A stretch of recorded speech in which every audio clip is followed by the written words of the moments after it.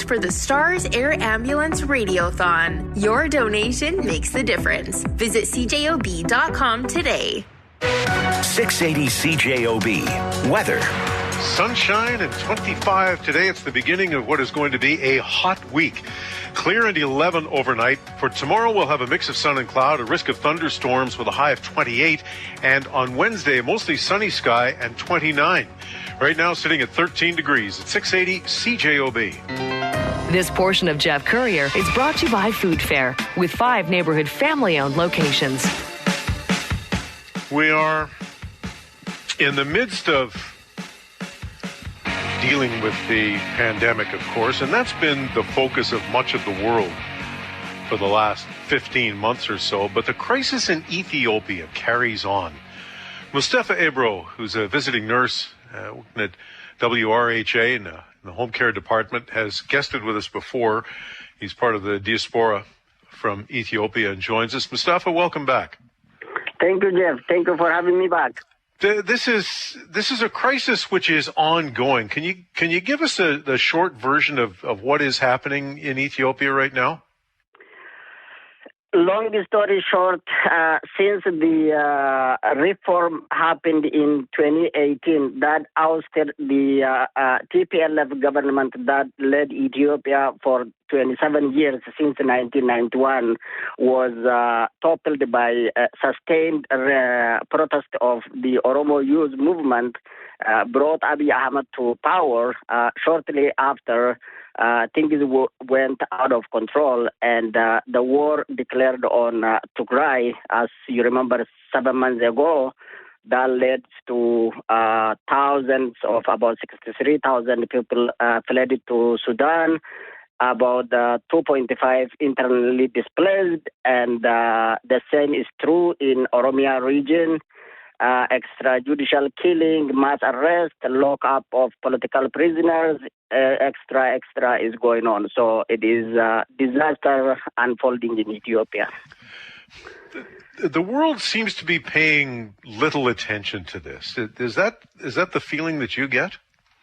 Absolutely. The human rights violation and the crisis and the genocide unfolding is barely reported. And lately, world are paying some attention to the crisis in Tigray because, as you know, TPLF were on power for the past 27 years, and they had a tremendous amount of diplomatic relations, whether it is in international media or in global organizations such as Human Rights Watch, Amnesty International, and USA, State Department, you name it. They have diplomatic relations, and they made friends over the past 27 years, plus they have money. So they were able to voice their concern by hiring lobbyists and internationally renowned activists and institutes for African research, such as Martin Plaut, were voicing the concern. World media such as CNN and Al Jazeera are paying some attention, and thank you for you guys from Canada, CJOB and CBC are airing our grievances sometimes. But like you said, it is little known about the crisis in Ethiopia to the world. What's Canada's connection to this? Canada provides to Ethiopia about $200 million every year in foreign aid.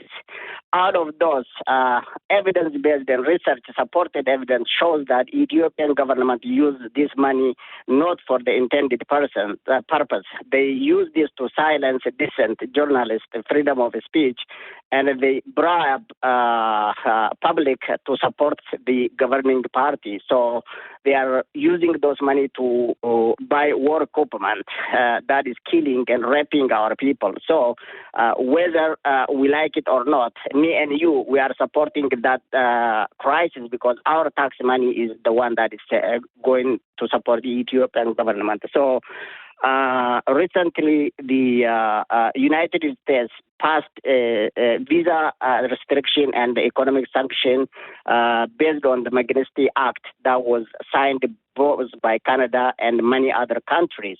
So we demand the Canadian government to also uphold the rule of law that they signed to impose economic sanction as well as visa restriction on corrupt foreign government officials that is causing gross human rights violations.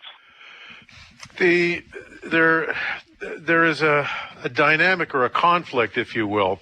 The government is after some of your countrymen, what you call the Oromo minority. Can you explain why? What is behind that?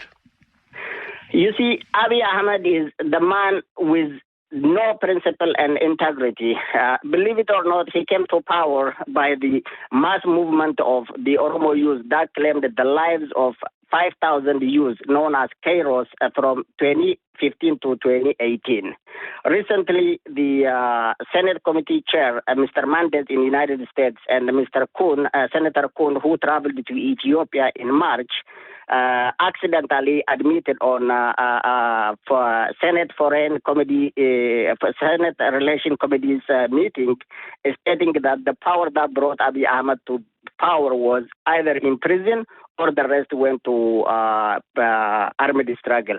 Like you said, Oromos brought Abiy to power, but Abiy, because his lack of principles, he used to be not only double agent, he was triple agent. When he used to be the head of Ethiopia's National Security Agency, he used to give information to Oromo Liberation Army.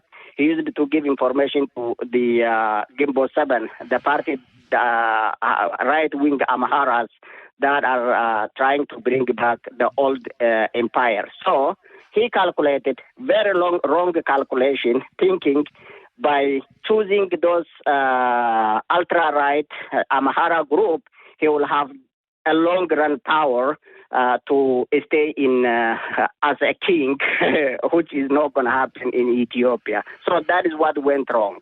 But he has friends. Who are his friends in that part of the world?